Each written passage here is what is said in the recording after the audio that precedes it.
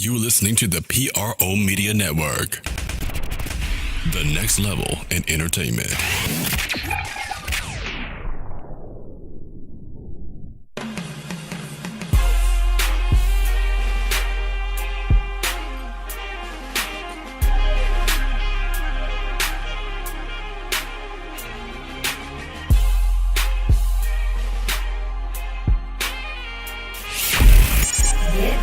It's time for the Sports Coma with Big Q and the guys, telling you everything you need to know about the Saints, Pelicans, and a whole lot more. Welcome.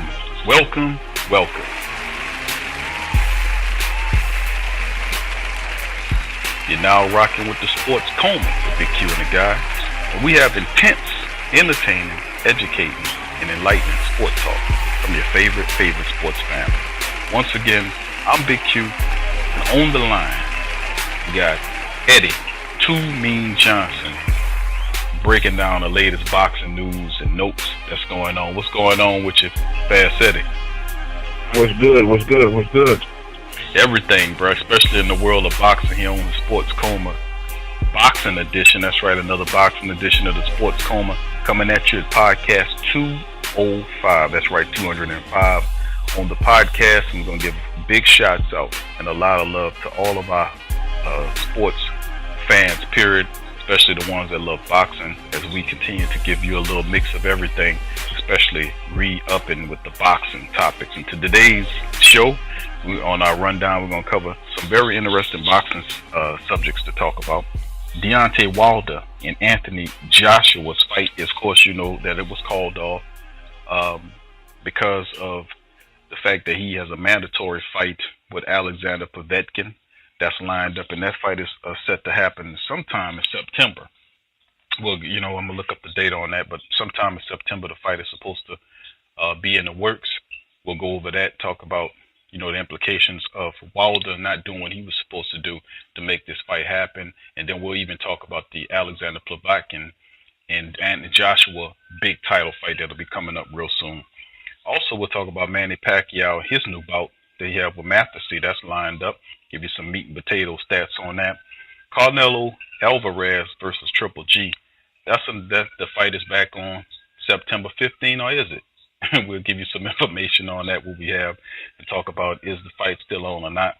Dillian, Whyte, and Joesph Parker. That's another fight that'll be coming up really soon between two of the top 6 fighters, according to ESPN rank-wise, in the heavyweight division in the world, as they line up for a really interesting fight that's supposed to happen in the month of July, coming up later this month. Matter of fact, will be a tremendous fight between Joesph Parker and Dillian Whyte. We will preview that fight and break it down for you.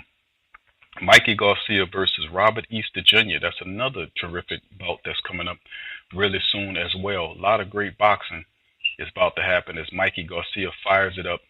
Of course, he has a belt, and then you have a guy named Robert Easter Jr. who's no chump. He has a belt.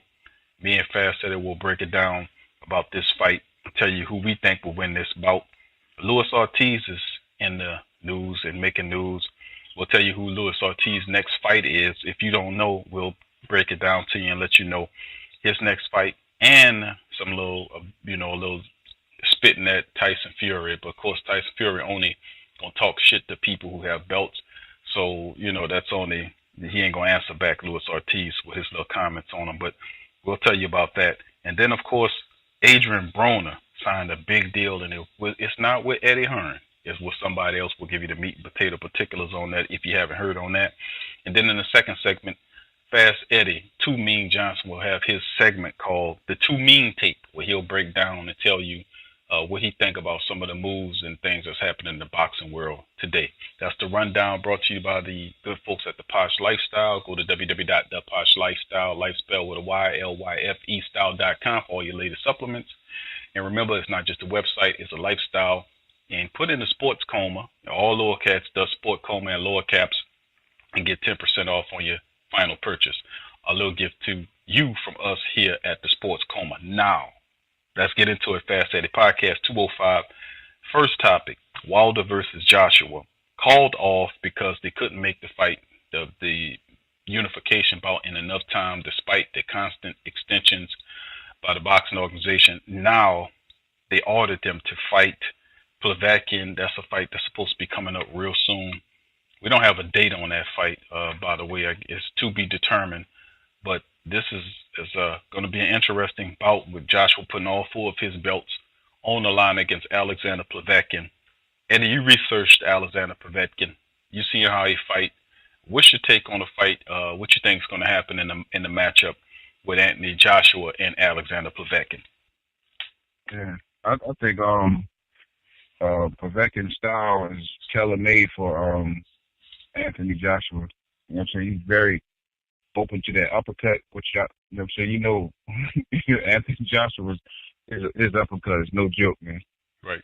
You know what I'm saying? So, yeah, I think that's going to be a fight that's going to end within, I'd say, before the 6th round. I think Joshua takes him out. Wow. Yeah. He calls it, man. He said you're going to get him out of there. Now, Eddie, a lot of people in the boxing world, including myself, I like Alexander Povetkin, and you are absolutely right. Styles make fights. But a lot of people, what would you say to the people that would say to you that Alexander Povetkin might not have a lot of speed, but he could take a punch and he has power in both fists? He can move around well enough to pose a lot of problems to Anthony Joshua, and that he could be able to take some of the punishment that Anthony Joshua is going to dish out. What do you think about that? Yeah, they say that, but like an accurate puncher, combination puncher, I'm talking about the combination is coming with some heavy blows, or each punch is coming with some heavy artillery, man. I'm saying something like that. It would be a wise, you know what I'm saying, that's not a wise fight to be tough in, man, to take that type of punishment. Because that could be the end of his career after he fights Anthony Joshua, man. You know what I'm saying? I'm like, you got to have a good defense. You know what I'm saying? To have a long career in boxing. You know what I'm saying? Your defense got to be on point. So, you know what I'm saying? That's not a good thing to have, you know what I'm saying, be able to take punishment like that. I mean, it's good to take punishment, but you got to be able to slip it. Like your body's prepared to take it, but don't take it. You get what I'm saying? Right. Yeah, I mean that's not good for no boxer to be taking punishment like that. Right. You know what I'm saying? He wants to have a long career. You know what I'm saying? You got to be your defense got to be on point. You know what, Eddie? That makes a lot of sense, man. I think that a lot of people saying that this is a dangerous fight for Anthony Joshua. He did sign a 2-year deal with Wembley to have his next contest scheduled September the 22nd and April the 13th. So the Alexander Povetkin fight obviously will be September the 22nd, and then followed by April's bout, which is anticipating a very big spring fight with Deontay Wilder, if Deontay Wilder can retain his belts, which we all know that he will. Now, switching to the Deontay Wilder news, of course, Wilder was terribly upset about the fact that they chose to move on with Povetkin. Joshua and them, they just couldn't work it out. But I promise you, after this fight, these guys are going to work out this little mismatch of minds and greed, or whatever you want to call it, will definitely work out better for the second time around. They'll definitely get the fight arranged after this upcoming September the 22nd fight that Anthony Joshua signed a 2-year deal with Wembley. So that's a lot of people. We're talking 50,000 plus to watch Anthony Joshua fight in his next 2 fights. As far as Deontay Wilder is concerned, Fast Eddie, looking at Deontay Wilder, has not called out his latest fight yet. A lot of people's kind of thinking it'll probably end up being Dominic Breazeale, the other American big heavyweight fighter Anthony Joshua cleaned up. It's not too many people that's out there that Anthony Joshua didn't clean up, that Deontay Wilder's going to fight. He cleaned up Dominic Breazeale. He cleaned up Dillian Whyte. He cleaned up Joesph Parker. Majority of some of the top 10 ranked heavyweight fighters in the world, Joshua done beat him. So the next thing is, who do you fight? Dominic Breazeale's a guy on the horizon. What you think about Deontay Wilder's opportunities moving forward? Yeah, that sounds like a real fishy deal to me, man. Like, you know what I'm saying? That would have been they got both of them paid, and Wilder had a lot to gain to get paid, and plus had the belts. You know what I'm saying? He didn't have a rematch clause. You know what I'm saying? He just got paid more fighting Joshua. I don't see why that deal ain't go through, man. Somebody don't want that fight. One of them don't want it, or they feel that they need another fight, a tune-up fight or something to get ready for that fight. I don't know. Like I say, it sounds like a fishy deal to me. You know what I'm saying? Which would, you know, say that would have been great for boxing, man. So why not make that deal? I like, man, that, like I said, that shit got me so confused, man. I said, why the hell that ain't happening? That's like that's better fight for both of them. They gonna get more money than they fight for their fights coming up. Plus 2 more, they ain't gonna make as much as money they gonna make for them fighting each other. Yeah, you know what I'm saying? You're right. Absolutely. I would anticipate it was not. You know, like I said, we just dropped the news about him signing a 2-fight deal with Wembley for his next 2 contests, which obviously is not going to be the 22nd. You already got the deal in place to get Povetkin on the 22nd in Wembley, but no doubt about it, they're looking at April the 13th for the possible fight with Deontay Wilder, whoever he tends to fight, which he has a list of fighters. A lot of people say it's got to be Dominic Breazeale because he's the mandatory for his belt. Right. You know, me and you talked early, you know, and I shot the champ a tweet, and I told him, listen, champ, you can fight Dominic Breazeale. I know you're mandatory, but why not go after Manuel Charr? Go after Manuel Charr, take his damn belt. There's only 4 of them belong to, some of the major belts anyway. 4 of them belong to Anthony Joshua. You have 1. Why not go take Manuel Charr's belt? And you have 2. Y'all guys have 6 belts in the frame when you meet in April the 13th. But obviously, to me, Deontay Wilder is in the sit and wait position, even though he don't like it. He's the B-side, like you eloquently put so many times on the previous boxing podcast, and he just is in a waiting position to see what the superstar of the heavyweight division, which is Anthony Joshua, the full belt unified champ, what he's going to do here. Let's move on to our next topic. Matthysse versus Manny Pacquiao. That's set up for July the 14th, by the way. So coming up real soon, some really great boxing, like I just said in the division. The next 2 or 3 months, we really be blessed to watch some really terrific boxing matches coming up.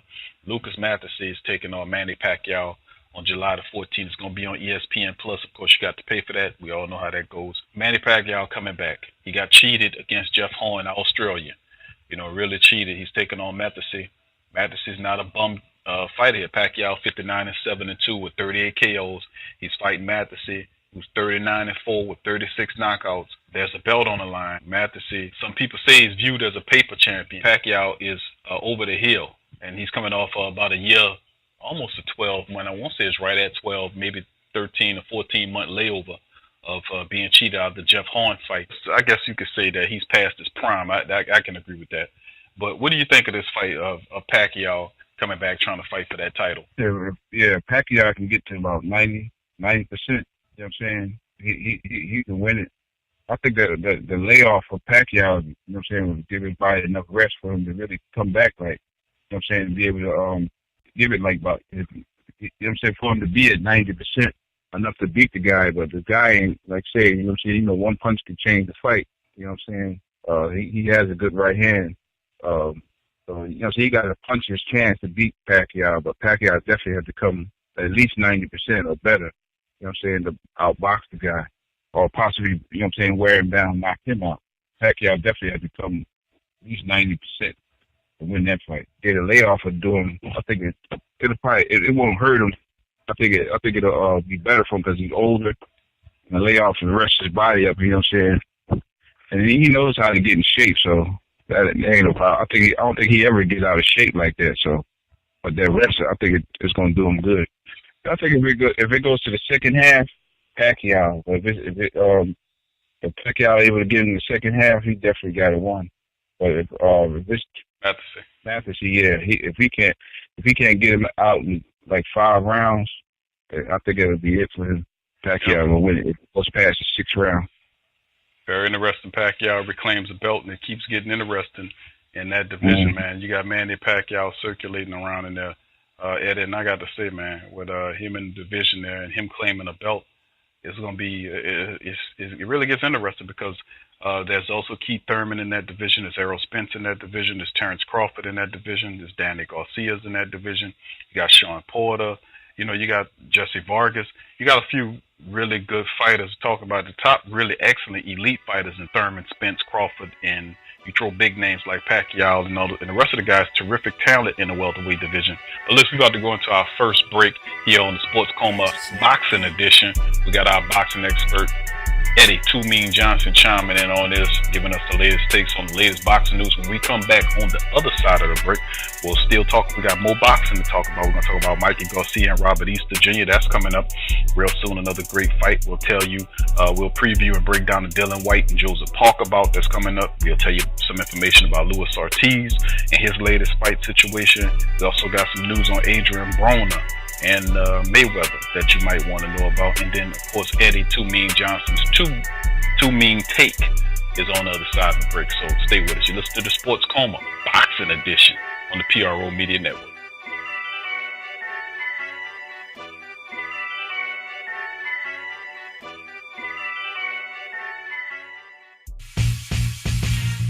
What up, sports world? It's Big Q from the Sports Coma, representing the PRO Media Network, letting you know that the PRO Media Network is in a push now on a mission to gain 10,000 subs. That's right, 10K on the subs. And to help promote to get 10,000, the PRO Media Network is not only going to be doing the shows that you love so much about the Saints, the Pelicans, or LSU, but also it'll expand out to bigger stories about the NFL, the NBA, and even include new content dealing with anime, gaming, and even movie reviews in an attempt to expand out its platform. So if you're a fan of the PRO Media Network, the Sports Coma, or the Pelican Post-Game Report, and other podcasts made by the PRO Media Network, please join us in our effort, in our mission to get 10,000 subs. Share us with your fans, share us with friends, share us with family members, and help the PRO Media Network gain 10,000 subs. Peace. What's up, sports world? This Big Q from the Sports Coma with Big Q and the guys. Talking to you about the website, theposhlifestyle.com. That's right, poshlifestyle.com. A great website where you can get great products at great prices. They sell organic herbs, vitamins, supplements, water filters for your home, EMF and cell phone radiation protection, healing magnetics and healing crystals, personal protection devices like cell phones, stun guns, and mace sprays, organic deodorants, shampoos, soaps, toothpaste, and more. They also sell 10A grade Brazilian hair. 10A music is available now. All kind of the latest downloadable mixtapes. So what are you waiting for? Head on over to the poshlifestyle.com. That's the Posh Lifestyle, life spelled with a Y, LYFE style.com. Put in the Sports Coma for the 10% discount on your purchase. It's a win-win. So get your mind and body right with the Posh Lifestyle.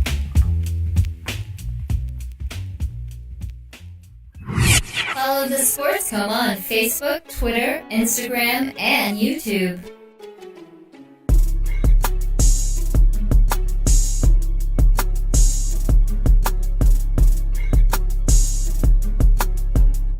You're listening to the Sports Coma with Big Q and the guys on the PRO Media Network. Welcome back to the Sports Coma with Big Q and the guys, and this is our boxing edition. We got our boxing expert Eddy, Too Mean Johnson, in the building, actually on the phone, and we covering all the latest talk in the boxing world. We covering it today on the Sports Coma podcast 205. We letting you know a lot of great boxing coming up, whether it's heavyweight, middleweight, welterweight, lightweight, whatever it is. Great boxing all the way around. Now, we're going to talk about some money here. And usually when you start talking about money in boxing, you know who that is. That's tied to Money Mayweather. Money in boxing. Of course, Adrian Broner, who pretty much is a little brother, I guess you could say, to Mayweather, came up under him, learned a lot from him. Broner signed a $50 million deal with Mayweather, $50 million for five fights. Now, of course, that dwarfs the deal that he got from Eddie Hearn, which was a 3-fight offer, to go with his new streaming service, DAZN, DAZN. However, but Adrian Broner and Floyd Mayweather obviously put their differences aside and combined forces to a 5-fight deal, estimated at $50 million. It's pretty much $10 million a fight for Adrian Broner. He's happy, and of course he put out a statement via social media on Instagram saying, quote, "I'm glad we were able to sit down, work out our differences. I was glad to sign the 5.5 fight promotional contract for 50. Even Mayweather made up and signed that 5-fight deal estimated at $50 million. So much love and respect to Adrian Broner. I'm glad to see them brothers done worked out and hammered all that stuff out. Oh yeah, that's a great deal for Adrian Broner. If if he listens. Mayweather definitely not only he got money and his good promotion company, face of boxing still, even though he's retired. You know what I'm saying? He's a great teacher, man. He's a great teacher of boxing, and he can actually teach Rona how to make the adjustments when he's in the ring, which he seems like he has a hard time making the adjustments to win these fights, man. Big fights that he's been having lately that he's been losing. You know what I'm saying? Because he's been, to me, look like a shot fighter because he ain't letting his hands go enough. That's usually a sign of a shot fighter. They don't let their hands go enough. Mayweather definitely, you know what I'm saying, along with his uncles and his father, they can actually teach Adrian Broner, if he listens, you know what I'm saying, to make the adjustments to get back on top of his game, man. Because when he's on top of his game, he's like unstoppable, man. It's interesting you said that, Eddie, about him being shot. Would you that's interesting because I was observing him in some of his more recent fights.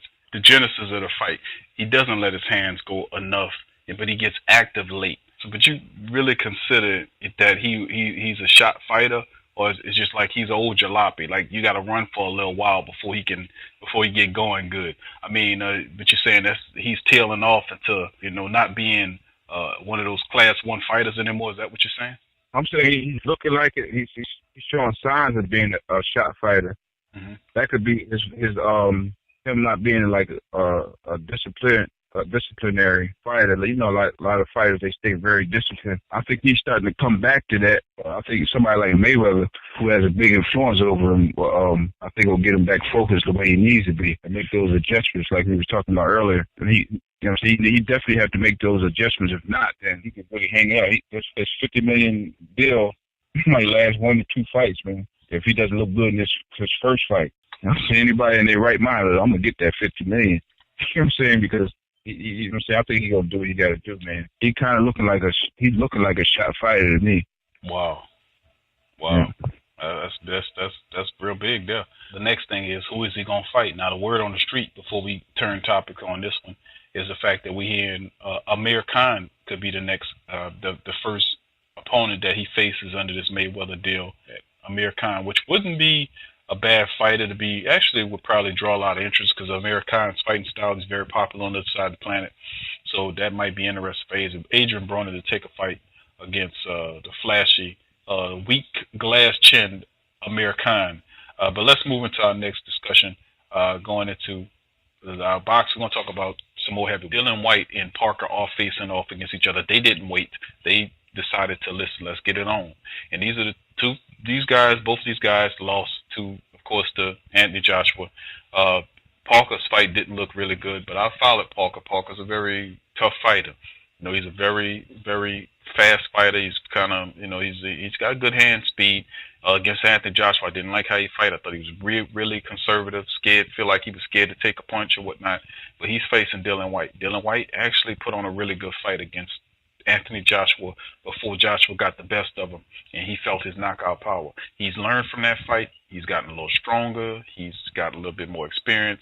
So this is going to be an interesting fight between both these guys, Dillian Whyte and Joesph Parker. Now, if you look at the two heavyweights, both of these guys are in the same area of their careers right now. It's very strange. Joesph Parker's ranked number 4th in the world. He's 24-1. Dillian Whyte's ranked number 6. He's 23-1. So you got Parker at 24-1, Dillian Whyte at 23-1. Parker coming off the unanimous decision loss, 12-round loss to Anthony Joshua not too long ago. Lucas, and then Dillian Whyte coming off a 6th-round destruction of taxi driver, janitor, bum of the month club, Lucas Brown, flattened him in the ring. Now these two guys are facing off. Eddie, I know you had a chance to check up on these boxers. Who do you think wins in this matchup between Parker and Dillian Whyte? Make your call on it, Eddie. Who do you think wins, Parker? Yeah, I think whoever faces the best opposition, you know what I'm saying, whoever fought the best fighters, you know what I'm saying, to prepare for the fight between them two is going to win that one. So I would have to go with Parker. And he did fight Joshua, right, last fight. You did fight him the last fight, right? Yeah, so I think he got more experience, man. I think experience is going to play a big key factor in their fight between them two. Okay. I'll go with Parker. Okay, well, Parker's an interesting choice. I'm going to go with, for whatever reason, I've been liking how Dillian Whyte's been talking. I've been liking his confidence. I've been liking what he's been showing me lately. So I'm going to go with Dillian Whyte in this fight over Joesph Parker because Dillian Whyte is not conservative. He's a headhunter, and he's a smart fighter. He's not going to run. I think he's going to go in there, and I think he's probably, I don't say he's not going to knock out. It'll be a decision because Joesph Parker, to me, is just too slick of a fighter to get knocked out. I don't see him getting knocked out. I think it'll probably be a decision fight that'll go the distance with Whyte ultimately winning. We got another fighter, man, by the name of Luis Ortiz. He was a guy that ultimately heard with Tyson Fury, who was a guy who just fought recently. Tyson Fury, he came back recently, had a fight against a cab driver. The cab driver quit on his stoop.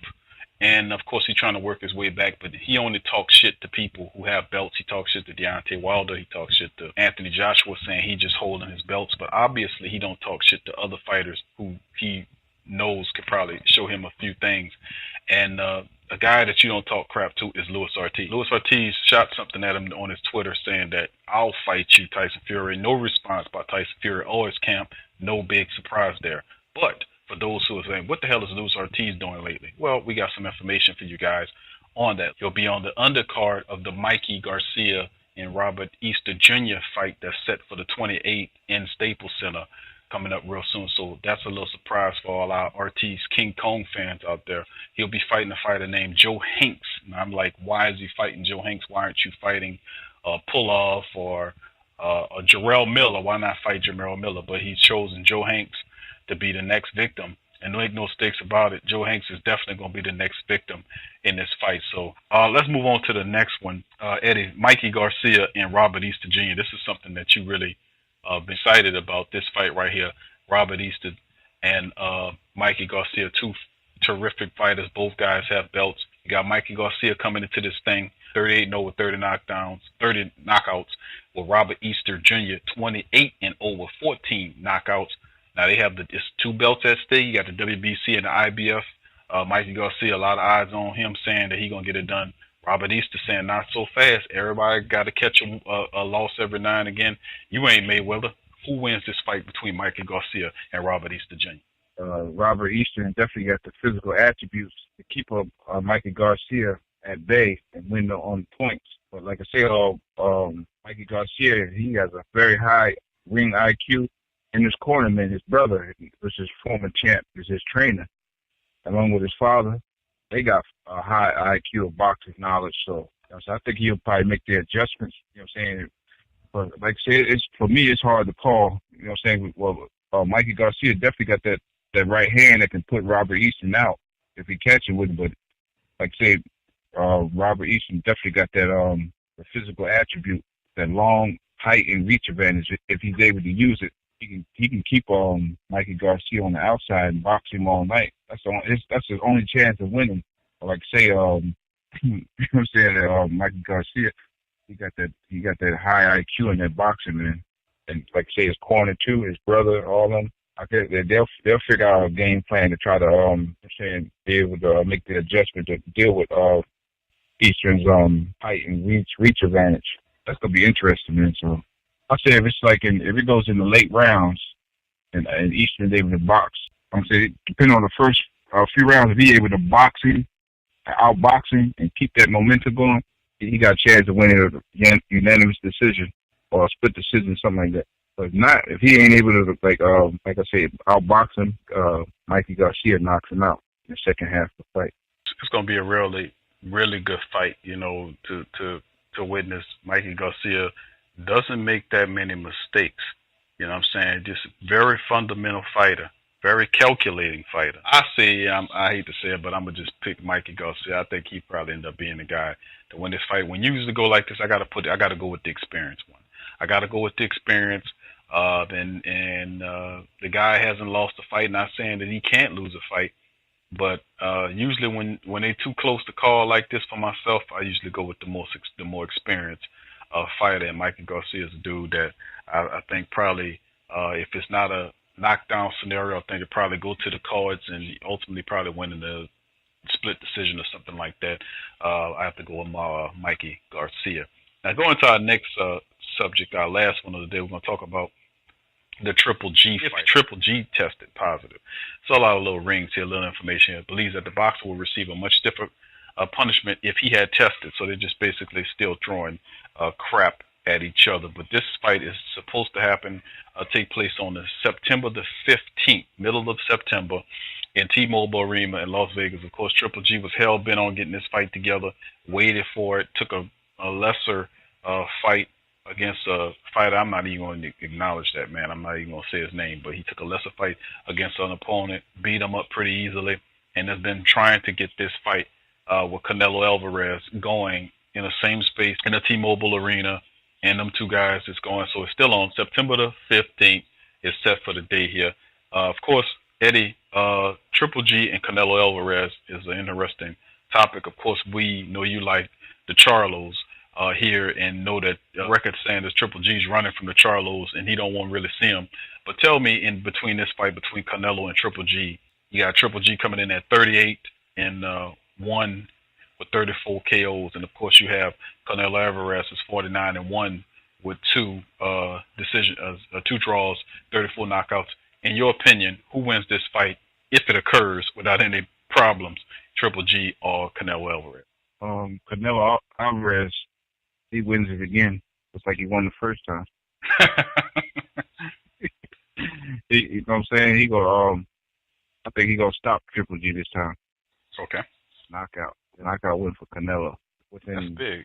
I say before, like about 10 rounds. Okay. 10th round knockout. Yeah. So if that's the case, if that's a knockout for Canelo, well, then you know what that means, right? They're gonna give up. They're gonna fight for a third time. You think that's happened, or will we really the push to see Charlo here?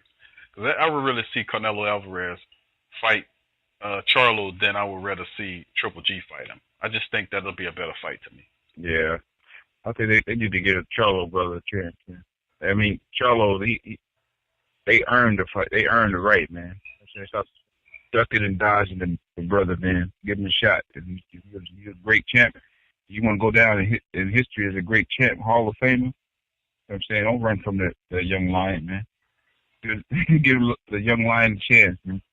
Well, you know why they're running from you know why they're running from the young lion. There's 8 up. That's why.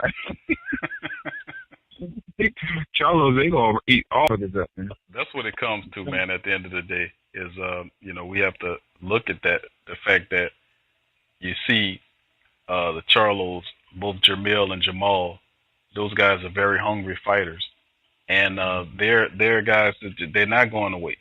They're going to be there, and they're going to command an opportunity. And sooner or later, matter of fact, I think that he's a mandatory for Triple G's belt once this fight with Carmelo is. I mean, with this fight with Canelo is Charlo boys. Remember, you heard it here. The Charlos are the future of boxing. You heard it from Too Mean. But now let's go into the final portion of our show here, and it is the Too Mean take. Eddie Too Mean Johnson will give you his take on a situation happening in the boxing world that might be grinding his gears. Eddie, take it away. Here's the Too Mean take from Too Mean Johnson. Take it away, Eddie. Yeah, these fighters keep act like they stinging like Scorpios. These motherfuckers are playing goddamn Pinocchio. I mean, with these goddamn injuries and shit, avoiding mandatories and unifying the belt that prove that they're the best in the division. It's not no coincidence that fighters are coming with these shoulder injuries, man. That shit is pissing me off, man. I'm like, come on, that ain't no coincidence. You got Gerald Hurt, he got a shoulder injury. He don't want to face that heat. You know what I'm saying? He talking about he gonna tame the lion. He said you put him in the jungle, he'll come out with a lion. I was like, oh, down your shoulders injured. After you talked all that shit.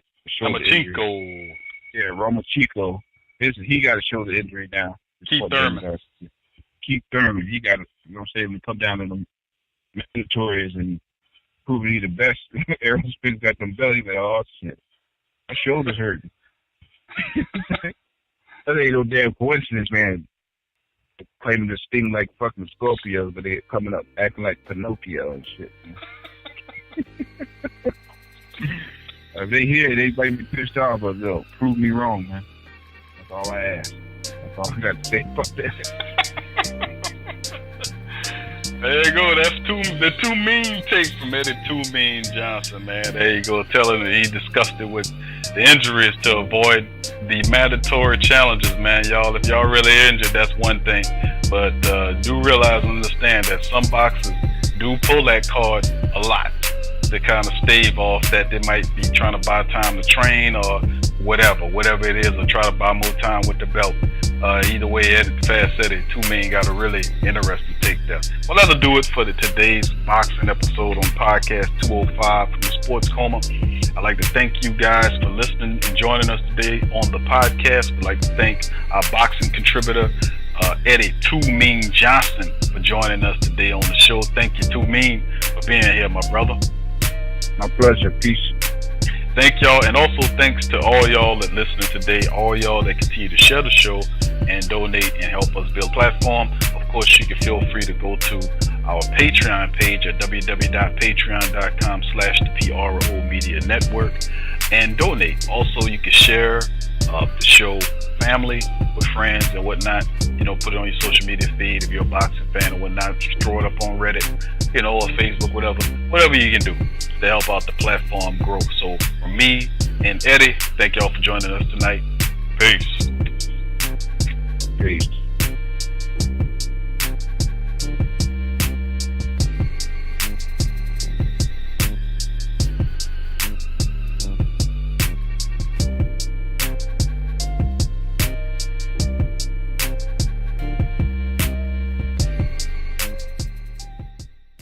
Forget ESPN or Fox. Get straight sports talk from the Sports Coma with Big Q and the guys. Thank you for listening to the Pro Media Network, who provides hours and hours of free edutainment to you and yours. If you are benefiting positively from our content, please donate to help us grow our platform by going to www.patreon.com/the Pro Media Network. That's www.patreon.com/the Pro Media Network, and support the true independent artists.